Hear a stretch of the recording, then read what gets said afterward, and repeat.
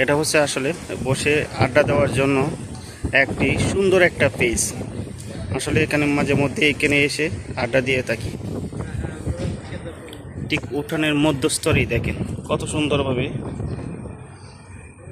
এটা, কত সুন্দর একটা জায়গা।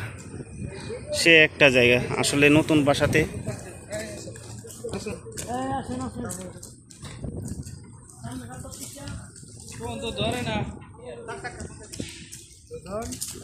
সামনে মসজিদ।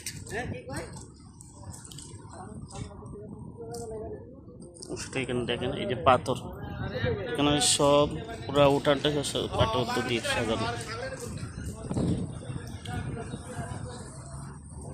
দেখার মতো জায়গা ছিল।